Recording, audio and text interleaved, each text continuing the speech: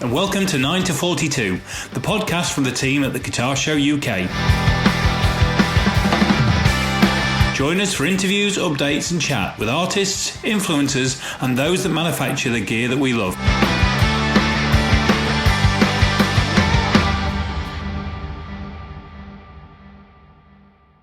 Hello and welcome to episode 5 of 9 to 42, the podcast from the guys behind the Guitar Show UK.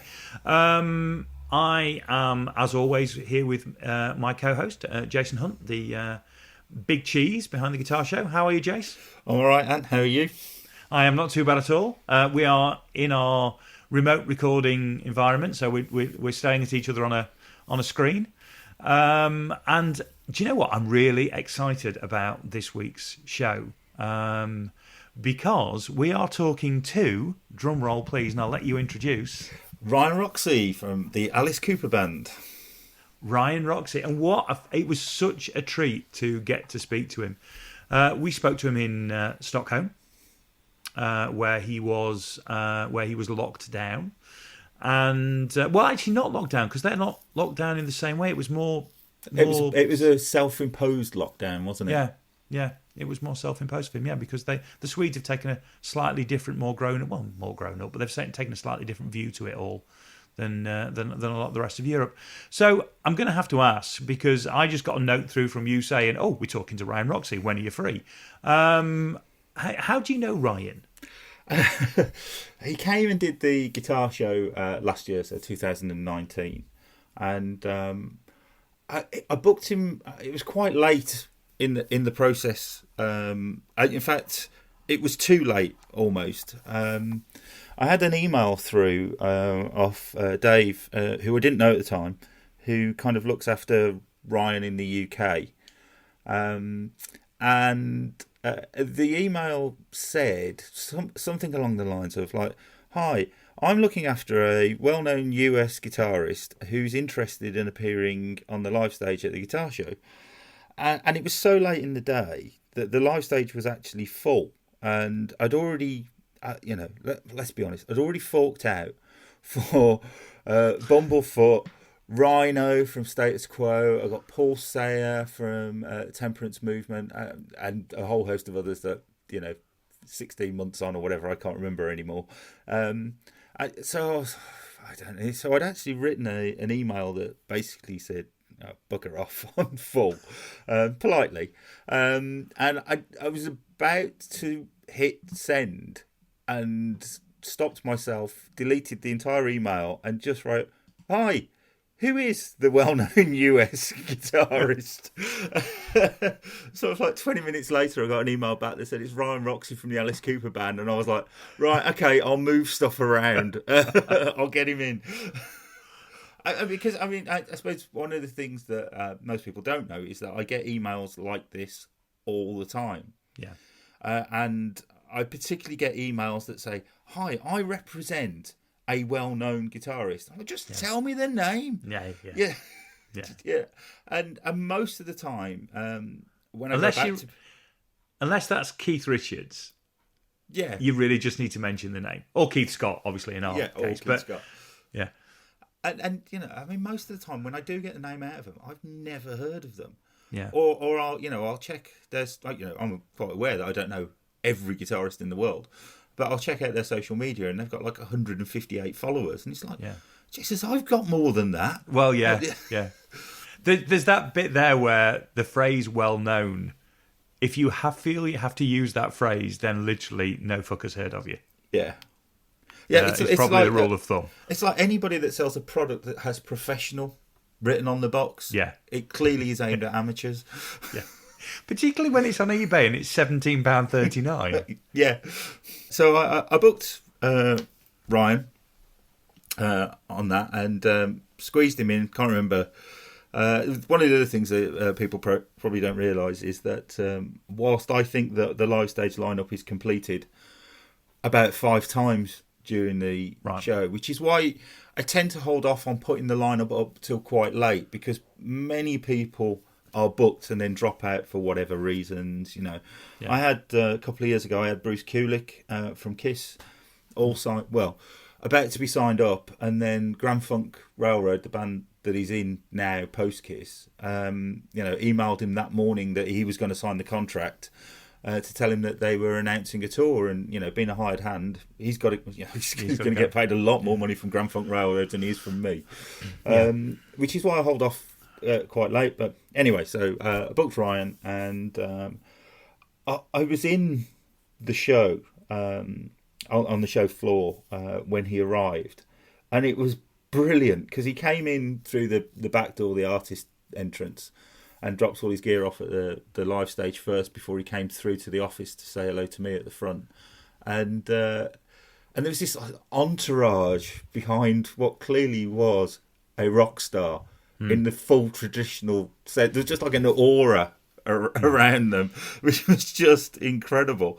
And now he's dripping in sort of like jewellery and he got his floppy beanie out on and everything. And it was just... The difference between people who can play the guitar and rock stars was quite evident as Ryan walked through the hall. In much the same way with Phil X, there's just an aura, which is probably a confidence when you've played in front of 20,000, 30,000 people a night sort of thing, every night. Yeah. But he came in and he was lovely. And on the back of that, he came into BIM, where I lecture, and spoke to the students and was brilliant, and then invited some of the... In fact, he got up with the house band, we call them, at BIM, that are generally made up of the best musicians at the uni. Yeah. And he agreed to play Poison with them.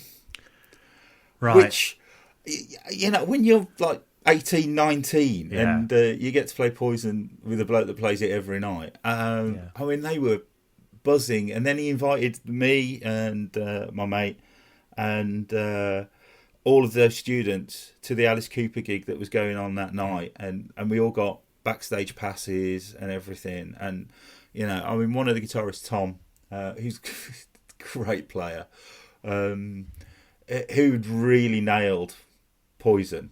He got to take his mum and dad, and I was chatting to his mum and dad, and his dad first gig in 77 was at Alice Cooper and stuff like that. So it was just like this wonderful sort of thing. And then Ryan did the most gracious thing possible.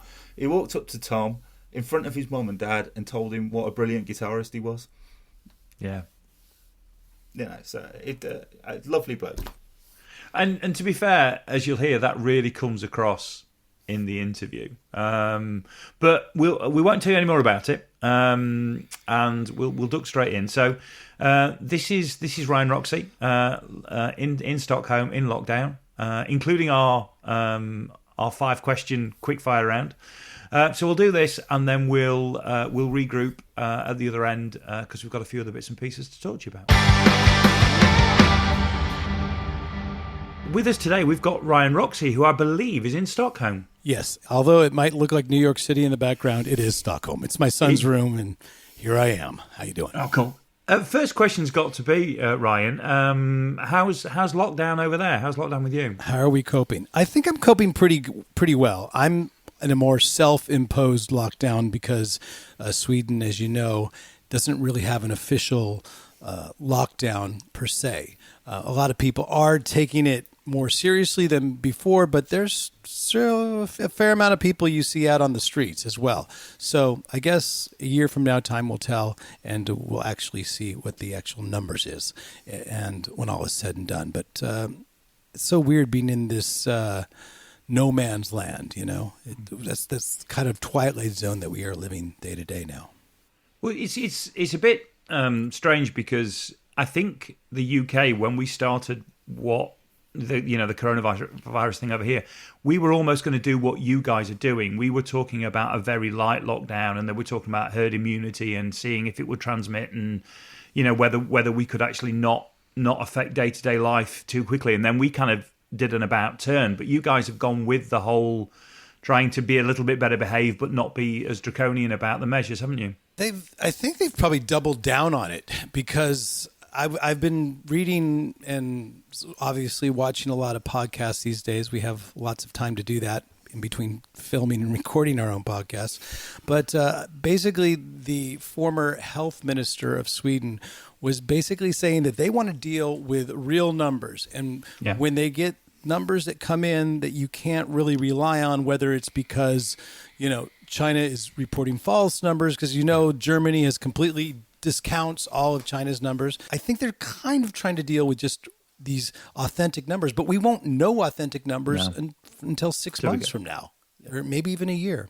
But I always say, let's try and use this time, because it could be doom and gloom. Let's try and use it and make a positive out of it as one of the most creative times that we've ever had. And hopefully that creativity will flourish during these dark days. So I suppose going back to sort of slightly happier times, you came over and did the guitar show for me last year. Yes. And also you came into BIM and you spoke to the students for me, which was a brilliant experience. And one of the things you said when you were on stage talking to the students was that you were in the process, I suppose, 12, 15 months ago, of developing your own guitar tuition method, and you've just launched that, haven't you, via Kickstarter? Yeah, the official finished version won't be out obviously until we've completed the Kickstarter campaign and then been able to film it with all the bells and whistles and tech that's included in it. But we also have a beta test version already done. So we've already basically recorded the demo, and we're really happy with the demo. It's just we want a final product as well. So the good news about the Kickstarter campaign and the guitar method is, if you're at home right now and you've always wanted to learn guitar, or if you wanted to take that dive and you already play but you want to get better and be more versed in the fundamentals, this is a perfect course for you. We're calling it the System 12 Guitar Method. And the beta series, if you contribute a certain amount, you get it the same day, or maybe the day after, or whatever. And you can start basically learning guitar right then and there. And so, we've been... knock on wood, it's been real successful so far. We have a few more days on it, so hopefully we can keep it going and get as much capital as we can, because everything that we make off the Kickstarter is going back into that project. I made an oath to myself and the team that I assembled around it that we would put everything back into the project to make it the best product and give it the best chance of success possible.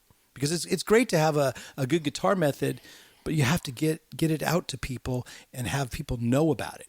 So that's what we're doing, and that's why I'm talking to you right now about this. But just so you know, it's one of those systems, like we might have talked about it 15 months ago where I was developing it, but it's been, my whole entire career, it's been a development of this system.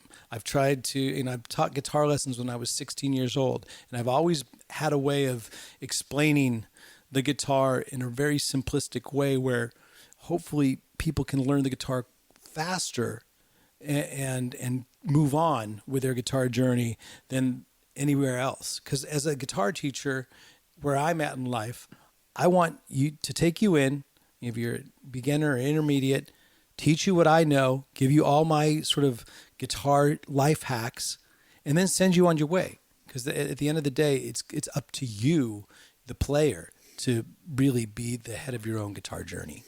Yeah. So, is it done by genre, or is it not based in any sort of type of music? It's just the guitar, or because I always think that when I came to see the Cooper band, when was it? 6-7 months ago.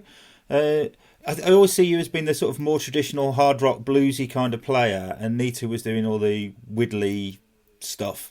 Is it based in the sort of I hard think rock this is bluesy a very good spectrum of overall guitar knowledge, basic fundamentals, the way you look at the guitar. And because we call it the System 12 Guitar Method, the number 12 is very prevalent in the whole entire system. There's a lot of coincidences about the number 12 in the guitar and music. For instance, there's 12 notes total, and in music There's actually 7 notes with their sharps and flats. And of course, we have a very simplistic and easy way to remember those notes and to get them memorized on your guitar neck, which your guitar neck is really only how many frets before it starts over again? 12. So then the guitar neck starts over again at those double dots. A lot of people, they don't see those things right off the bat. In fact, it took me years to see a lot of the sort of tricks that I teach. Like, hey, I never thought of the guitar that way, but now I do. And now I think I explain it in such a way that you can easily take it in.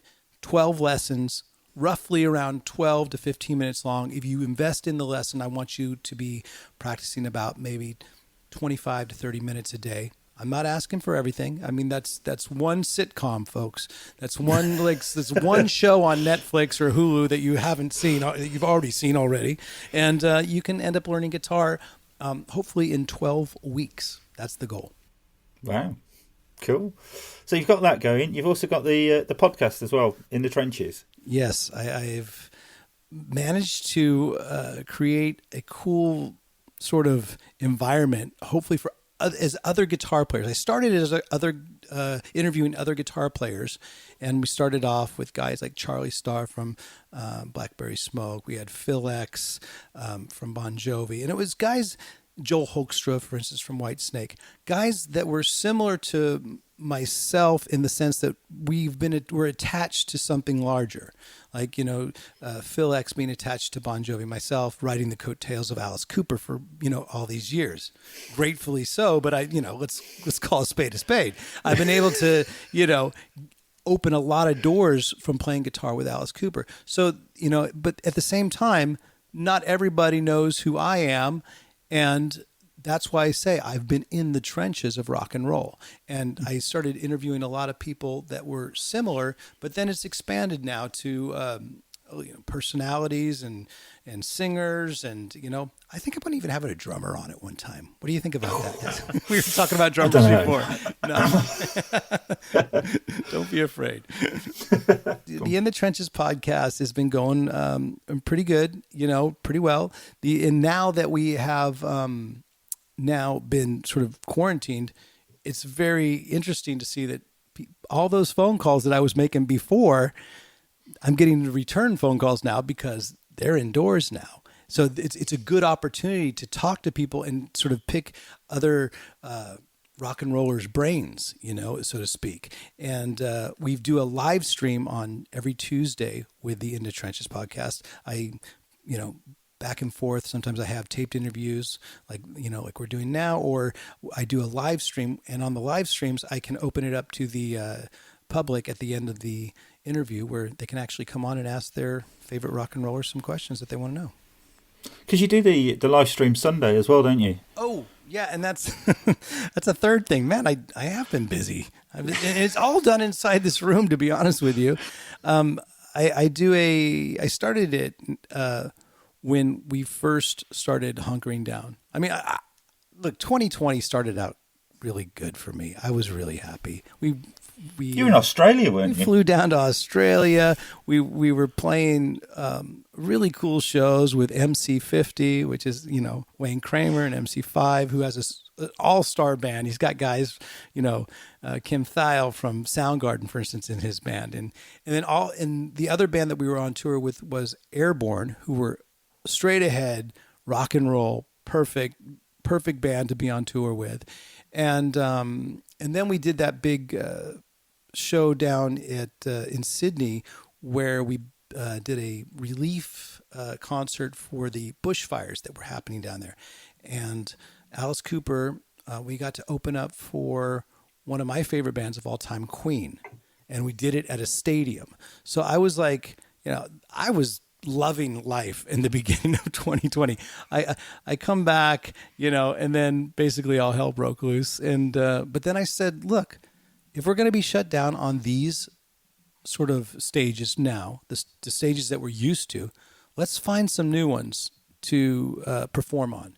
And it ended up being this platform of live streaming. And so I said, you know what, I'll get my guitar out. I'll try and really work on getting good live stream audio, because that's always the important Yeah. thing. Because we were all talking about our microphones and our mic boxes and stuff before we went on, and so I think, knock on wood, I've managed to get a pretty good live stream sound, and we do it every Sunday.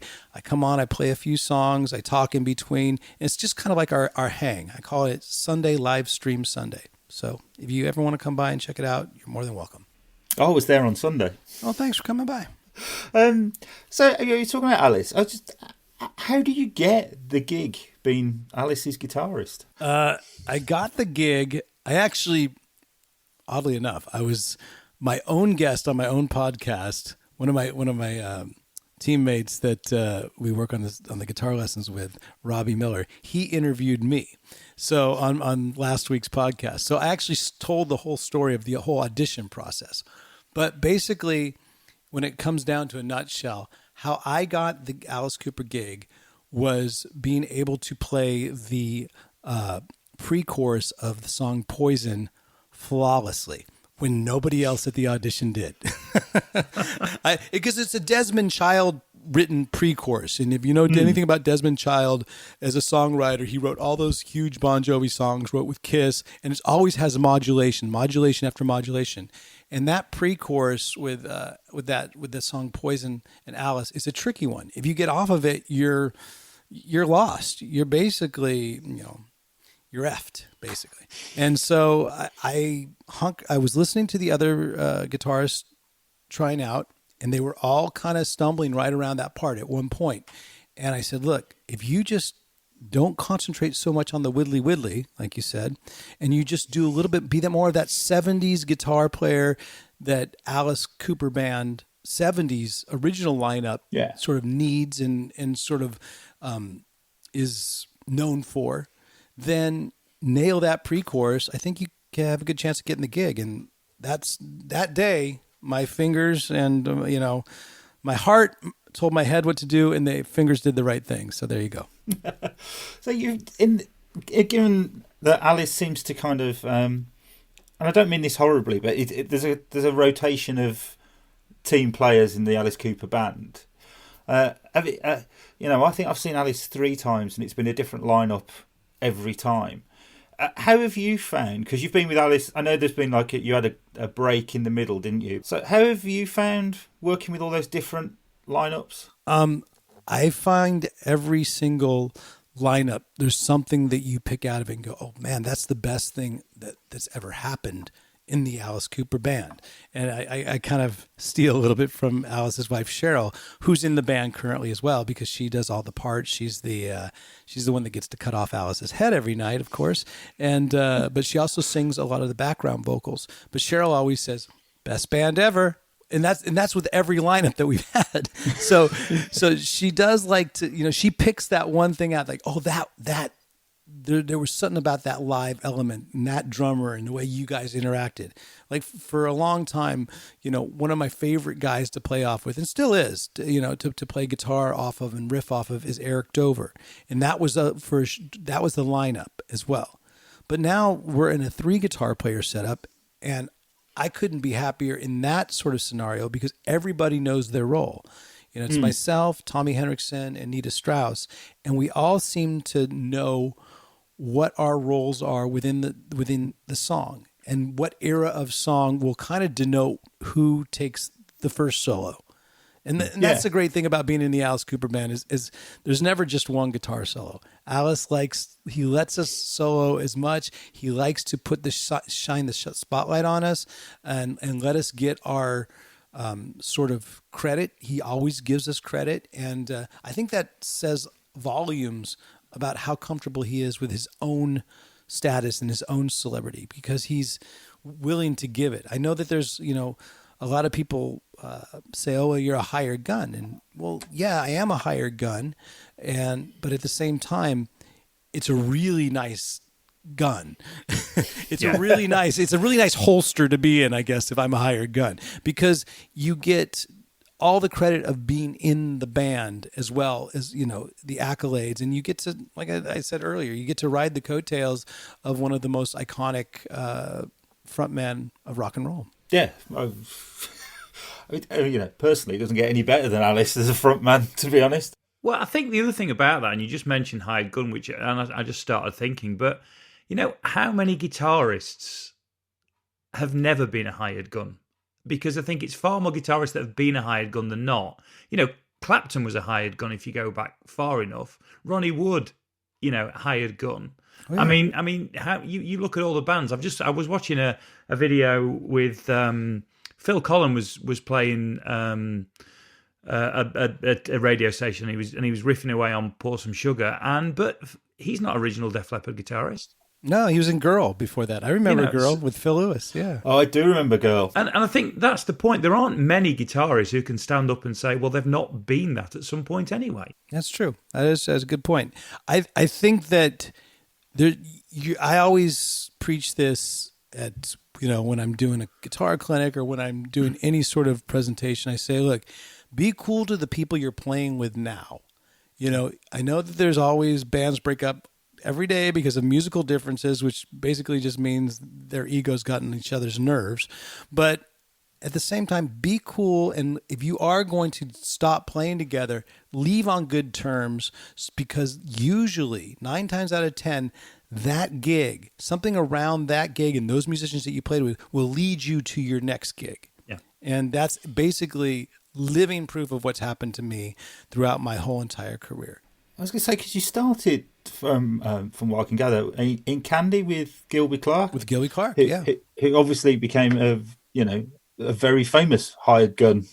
Absolutely. When he joined Guns N' Roses, and you were on his solo albums as well. Yes, so Gilby was in Guns N' Roses, and that band Candy had splintered off into 2 groups. Whether it was Kill for Thrills and the band that I was in with the rest of the 3 guys was called Electric Angels. So when I moved back to Los Angeles, Gilby had his solo band, but he was also still in Guns N' Roses. So that relationship that we had, and that friendship that we had from the Candy days, basically got me back into his solo project, which Alice saw me and from being in the Gilby Clarke band. And that's when I got the audition for Alice. And then Alice, so weird, would always have Slash come up and guest on his, whenever we were in town and Slash was in the same town on tour or whatever, he would come up and guest on a couple songs. And Slash would literally end up stumbling during those days. He did stumble. I know he's been sober for a long time, but he would, we would end up stumbling towards each other, and we played off each other real well. And that's what led to Slash and I teaming up for the second Slash's Snakepit record, which is called Ain't Life Grand, which I really feel more people should listen to. When you came into BIM, one of my students, I don't know if you remember, had got that album. Yeah, he had it. That he got you to sign. And he was so excited. I was excited. Are you kidding me?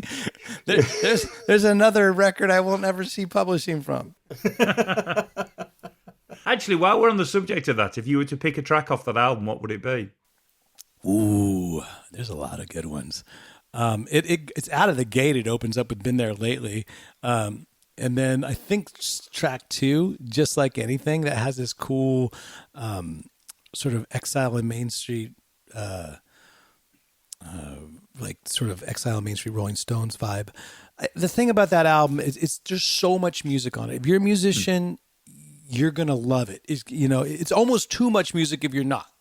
But if you're a player, it's kind of like Jellyfish in that sense, where I'm not saying that Snakepit and Jellyfish are the same music at all, but I'm saying that when you listen to a Jellyfish record, you're so enamored by all the amazing music coming out, just the notes and how those inversions and chords and all sort of blend together.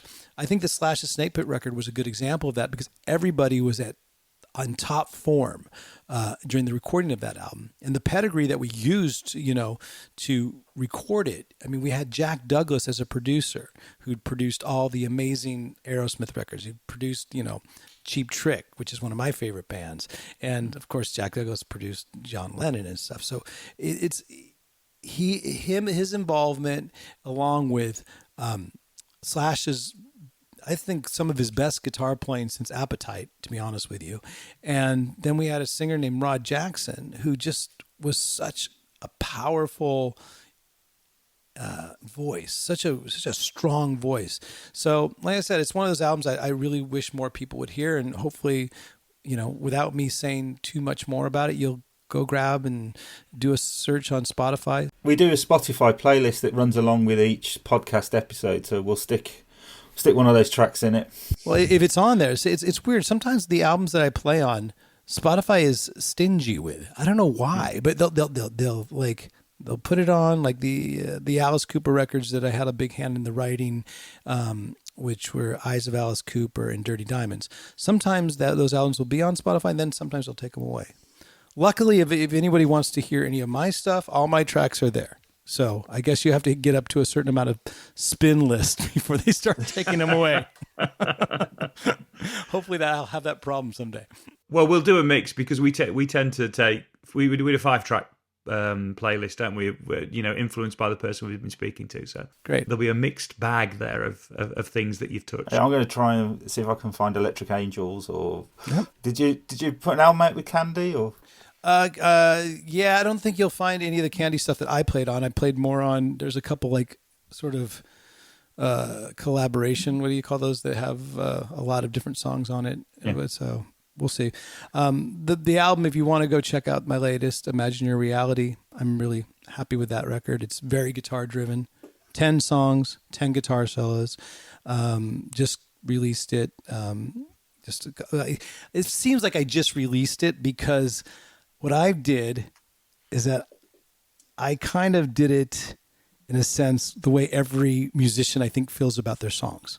Because a record company will feel like, well, you have to make an album, but you get 1 or 2 singles. And I think every musician feels like, F you, every one of my songs is a single. Yes. It's like either myself or I think it's the manager in Spinal Tap says, every song on this album's a hit. So I think that's the way musicians feel about their songs. And so what I did is I released every single song on the Spotify platform or iTunes or whatever as a single. And I'm still releasing songs. I just now released the 9th song off the album, which is called Hearts in Trouble. That's the newest single. But like I said, the album came out a year and a half ago, 2 years ago. And it's like, so I've managed to make the record, vinyl, CD, tangible, available to people that want a tangible product. And if they want to hear all the songs, they bought it long ago. And they can still buy it. And that's fine. And I want people to have that experience. But for me, I get to sort of prolong the life of the album. Because this always bums me out about the music business is that, as a band, you could spend, 10 years making a record. Most early bands do. They spend their whole entire careers making that first record. And then let's say they have a hit off of it or 1 or 2 singles, but then they have to go right back into the studio and make another one real quick. Yeah. And then they have even less time before, because a record company or someone that's promoting it only thinks that there's 1 or 2 songs. Well, I beg to differ, and I think that if you're into what I do, which is guitar driven rock and sort of Beatle inspired, when you can call it Beatles, Oasis, Sloan, anything that kind of stems from the Beatles is kind of my jam. Then I think you'll dig more than 1 or 2 tracks. It's funny because I was just thinking while you were talking about how many bands have had an album where there's been more than, say, 3 or 4 singles come off the album. And the only one I can think of where it was a real big number was probably Def Leppard with Hysteria, because I think they actually released 10 singles off that album. Yeah, they just kept going, didn't they? Oh, my God. But I can't think of any other album that had anything like that quantity. Oh, come on. Reckless. Bryan Adams. No, it's only 5 or 6. Say 5 or 6. 10 out of 12 is a lot. Absolutely. 10 out of 12 is that's a big number. Well, I mean, but they put the work into that album too, though. I mean, when you read the stories about the recording of those records, and they spent 2 days on a single note. So yeah, it was a bit intense, yeah. But it stands up. To be fair, I mean, Hysteria is interesting for me because I think if you listen to it now, I could have pitched that album anything over a 10-year period. Yeah. I could have picked a year, anything probably between about 80 85, 86 in the mid 90s and said it could have come from any of that period. I can't. It wasn't that for me that easy to put it down to a single year. And it's still an astonishing sounding record now. But I think the key there is just what if you could use one word, it's just quality. Yeah, it's the same thing you do when you watch the original Star Wars. Star Wars Part 4 or whatever, the one that came out in '77. A New Hope. It's just quality, and it doesn't matter what year you're in. You still. It still seems like this is current. I feel the same way when I listen to some of my favorite albums too. So I still feel that they stand up, and hopefully that's the one good thing about this latest record that I've made is that because the songs were taken from a large span of time, it is a little bit more timeless. Yeah. And because it's not a type of music that's really trendy right now at all. It's like guitar-driven music, I think, is finally back to where it originally started, which is kind of more the alternative. We're sort of like, on the FM dial when FM would only play the weird album tracks and stuff. So I like the position that we're in right now. It gives us a little bit longer to promote our stuff. But like I say, now everything's off the board. What happens here on out is anyone's guess. And that's why instead of being gloom and doom, I'd rather be pleasantly surprised that everything goes back to the way it was, where we get to go back out on tour and everything's great. We have meet and greets and everybody's hugging and kissing and, but I'll be pleasantly surprised if that happens. But if it doesn't, I don't want to be unprepared. And that's why I'm doing all these things that I'm doing right now to sort of see, okay, where's my strengths? Are my strengths, could the podcast and the live stream concerts be something that actually is more important in the future and definitely more of a place for me to perform? What other things can I do as well as, keeping my chops up playing music? One of the things we've been doing on... because it's interesting, you mentioned earlier on about being able to get people for your podcast. We've had exactly the same experience. We've managed to speak to lots of people in the last fortnight. And one of the things we've been doing in these episodes is we've prepared 5 questions, which we're asking everybody we speak to. And normally what happens is I introduce the questions and then realise that I haven't got a clue what the questions are because Jason's the only one that's got them written down. And this is about the 5th episode I'm going to say the same thing. So I'm going to hand over to Jason now. Cool. So first one, what one thing in your career are you most proud of? One thing in my career that I am most proud of, being able to play with Brian May on stage at Wembley because he's one of my favorite guitar players. That's pretty cool. That's very cool. Take that. Is that quick fire enough for you? Yeah, nailed that one. Which 3 people would you like to have dinner with? Living or dead? It doesn't matter. Have dinner with? Huh. Okay, which 3 people would I like to have dinner with? I guess I would like to pick Dave Grohl's brain and try and get in his band or some sort of project that he's up to because I really respect him. So he would be one. And then I guess I would have to bring in some friends. Wow, that is a quick fire question, isn't it? You can come back to that one if you want a minute for that. No, and it doesn't have I to be got Dave musical. Grohl. I got Dave Grohl. I got Marilyn Monroe because I do want to find out what really happened. I'm not going to hear the truth from Kennedy, right? So I want to find out what happened with. So Marilyn Monroe, Dave Grohl, and then who do we got? The third person, I guess it would be. Why not bring on sort of Nelson Mandela to figure out how he was able to bring that many people together and that whole entire country together, because I think you could really use that kind of like right about now. Cool. So which piece of gear do you wish you'd never sold? That's my first Stratocaster that I had. It was a Jimi Hendrix cream-colored, off-white, and looked maple neck. I don't know if it was. Everyone talks pre-CBS. It had the silver bullet truss rod there. It's something about that guitar. I feel like even though I'm not really a Fender Strat player. I have one in my arsenal, but I'm mostly a Gibson guy. But that guitar, that was the one that got away because I traded it for, I think, an Ibanez, like straight across at a music store. They knew what was happening. They knew what they were doing for an Ibanez Destroyer, which is basically a copy of an Explorer at those days. But I ended up getting the humbucker sound that I heard on the records that I loved. So to me, it was a good trade. But now looking back, it's like that Stratocaster is probably worth a shitload. Cool. And the final question is... Oh, no, not the final question. So what's the best gig you've ever been to? The best gig? Yeah. Oof. Wow. Okay, the best show... I think it will have to go down as this because it was quite cool that I was able to get in there. It wasn't the best. Okay, there's two.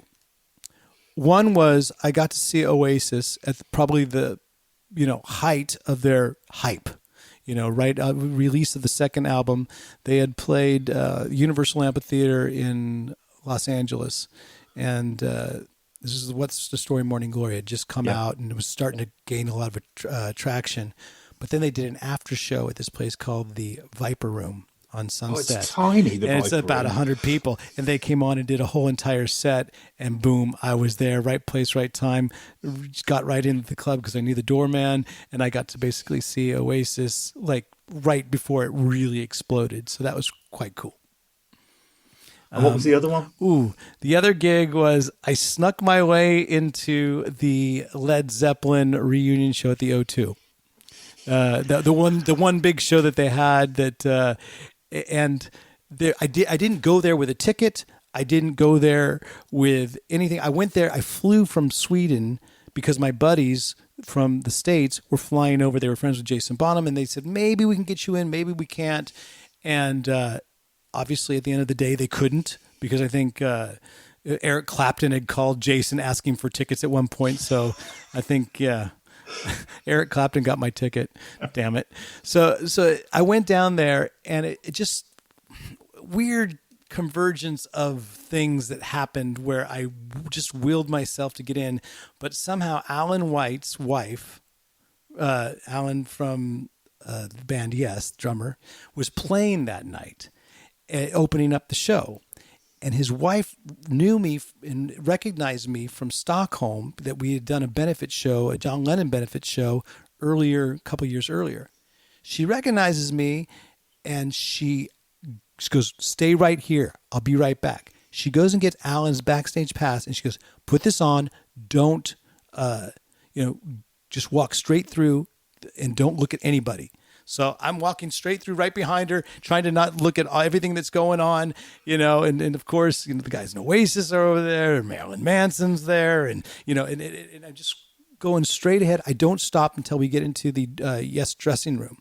And then I took it off, and they go, well, the first 8 rows are all sort of open seating because it's just for people that are playing in the band. Go out there and enjoy the show.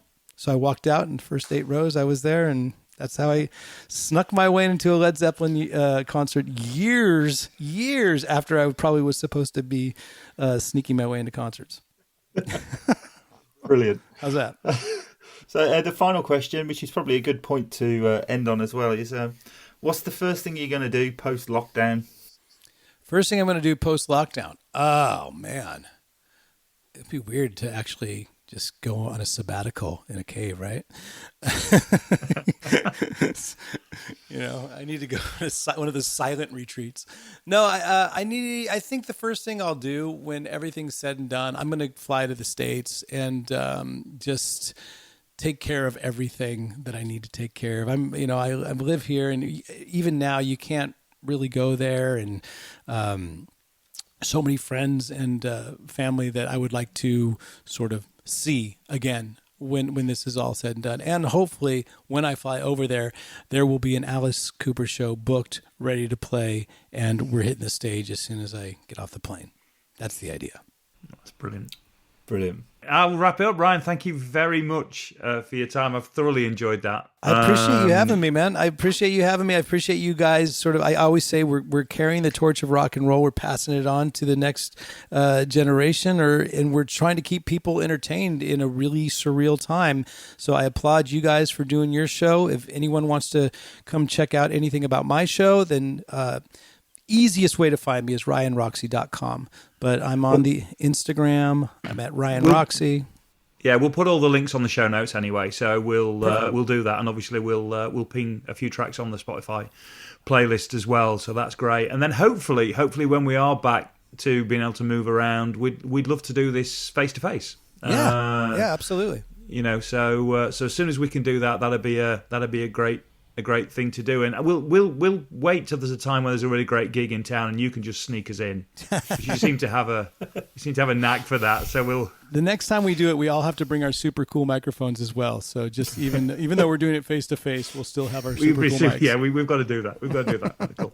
Right, it's been great. Thank you very much. Have a good afternoon. Thanks for having me, guys. I'll see you later, man. Okay, have a good one. bye. Cheers. So that was Ryan, and what a lovely fella. I had a fantastic time doing that. And I know I'm going to repeat myself because I've enjoyed every one of these interviews, but what a really nice guy, and what a lovely interview. And you can tell he's a podcaster. You can tell he broadcasts regularly. He was so comfortable and so articulate, and perfectly formed answers to everything, and really made us look the absolute amateurs that we are. Which was a little bit of a shame, but that the whole System 12 method that he's talking was System 12. The whole System 12 method, System 12. He was talking about sounds absolutely fascinating to the point where I think I'm going to have to enroll and do it myself, even if it means learning all my chords again. Because the way he made it sound, I've been waiting 30 years to be able to be relatively proficient on a guitar, and he reckons he can do it with me in 12 weeks. So I think I'm going to have a chunk of that, which actually means we can put a quick reminder out. So that Kickstarter campaign, that closes fairly shortly. I think was it the 21st of May that closes? Yeah, 21st of May, yeah. And it sounds an amazing project. So if you want to get involved in that, then you've got a week or so to get involved, just over a week to get involved before it closes down. It's on the Kickstarter website. Yeah, kickstarter.com/project/Ryan Roxie. So yeah, I would absolutely suggest you check that out. We'll put the details in the show notes, along with the Spotify playlist. Which we talked a little bit about, and make sure that's up as well. But the Kickstarter stuff will all go in the show notes, so do check that out. You've got just over a week to do it, and I'm certainly going to be getting involved in that because I think it sounds a fascinating project. And that actually leads us on to something that we wanted to talk about, because as we spoke to you about last time, we're taking the show weekly for the foreseeable future, which is great. But we are thinking about, or we're going to open up ways for you to be able to support the show. We're really enjoying doing the show actually more frequently than we originally thought that we would do, and the show, as with all things, comes with a cost. There's a cost in time, yes, but there's also a financial cost in putting these things together and getting them out there and getting them edited and ready to be put out. So we're wanting to record more shows, and one of the ways that we can do that is to look for some support from you, the audience, to help us offset some of that cost a little bit.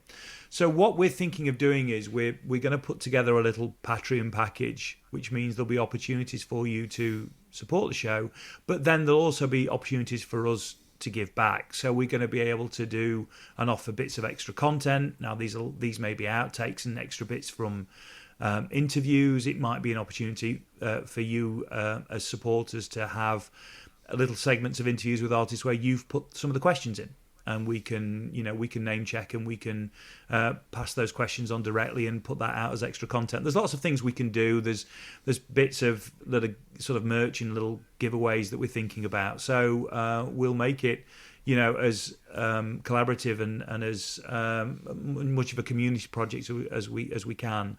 So look out over the next couple of weeks. We're just kind of formulating this, Jason, aren't we? Trying to work out how the hell it will work. So we've no real details at the moment, but we will be coming back to you in the next couple of weeks with how you can get involved and how you can support and take a closer interest in the show, including possibly, we may, and I'm thinking about this out loud, so Jason's face might drop on the screen in a second, but maybe a guest editor. Maybe, there might be an opportunity for people who support the show to get involved a little bit in people you'd like us to talk to.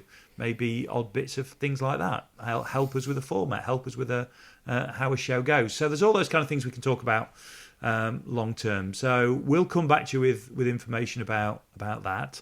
Who are we talking to next? I think I know who we're talking to next. It's Bumblefoot next, isn't it? Man, that was a strange evening. Strange transvestite evening. Yes. Well, I'm not going to harp on too much about that because that will become evident when that episode comes out. But we had a very, very interesting, slightly surreal, very surreal evening talking to Ron, didn't we? He was absolutely on form. Yeah, he's great. I love Ron. We've done the show a couple of times now, and he'll be doing the show again. Yes, and probably the podcast again. To be fair, to be fair. But the longer this lockdown goes on, my black book only extends so far. But Ron had his electric out, had his acoustic out. We messed around with little bits of ideas, bits of him playing, an insight into what life is like in New Jersey during lockdown, and he was real top value. So that will be out next Monday. So yes, it will. That's going to be out next Monday, 9:42 a.m. Again, our normal kickoff time for release. And in the interim, if you've enjoyed it, then please please subscribe, please leave a review, please tell friends about it and share as much as you can. Which would be absolutely great, and please get in touch with us. Jace, what are the socials that we're using? So all of the Guitar Show stuff is at the Guitar Show UK. So facebook.com/the Guitar Show UK, and Twitter and Instagram at the Guitar Show UK. Okay, so please use those. Get in touch with us. We'd love your feedback. We'd love ideas for future shows. And if you know Keith Scott. Then Keith Scott. There's a very good chance you would fast track your way onto the show very quickly. So if you know Keith Scott, please let us know, because that is still the dream of 942 is to get the underrated genius of Keith Scott on the podcast as soon as possible. And if you do know Keith Scott and don't like this podcast, it probably will finish after we get Keith Scott because there's nowhere else to go.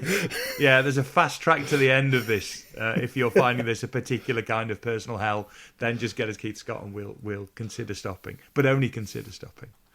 Jace, it's been a pleasure as always. Lovely to see you, even if only on a screen. I know we answered our questions about the thing we're most likely to do post lockdown in the last episode, but I'm looking forward to having a brew with you, my friend. It's going to be nice to get together. Well, we can combine both, and you can come to my office, and there's a cafe 3 doors away, and we'll have a flat white there. Yeah. Well, do you know what? In my head, I've been thinking about a tattoo. Ooh. So, but I don't think I'm going to get addicted to it. I think I've got this idea that I want a tattoo, and I only want one, and I don't know why I've got it in my head. So you never know. That might be 3 things that happen on the same day. And I said I would do it before I was 50, and I'm now running out of time. I've got 10 months to go. I had the weird experience about 2 years ago. It was just before a show 2 years ago, and I'd had the 8-meter long banner that goes on the front of the railings that says the Guitar Show delivered to the office. Now, my office isn't 8 meters long, but the tattoo studio is far more than 8 meters long, and it was early in the morning, and they hadn't started tattooing yet. So my mate Paul, who owns the studio, had got one end of this banner that I'm having to check to make sure it's right before I roll it back up and put it in the tube to take onto site. and I've got the other end. So we pull out this 8-metre long banner that just says the guitar show. And Paul's client, who was sat on the sofa in reception, looked up and went, Jason? And it was Julian from Yamaha, who was in to get a tattoo. Who the last thing I knew about Julian was he'd gone to live in LA to work for Yamaha's LA artist sort of like centre. And he'd come back to the UK and booked in at this funny little tattoo studio in Bromsgrove. It was the most surreal meeting. I don't know how to top that, really. I think we'll just leave that one hanging, shall we?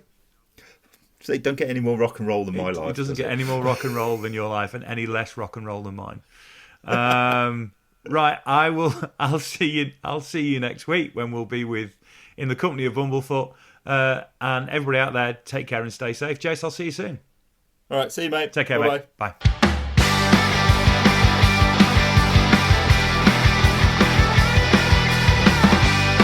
Thanks for listening to 9 to 42, the podcast from the team at the Guitar Show UK. If you've enjoyed the show, then please remember to hit the subscribe button and share with other like-minded souls. For more information about 9 to 42, please follow us on Facebook, Twitter or Instagram at the Guitar Show UK. This has been an A Short Stories production.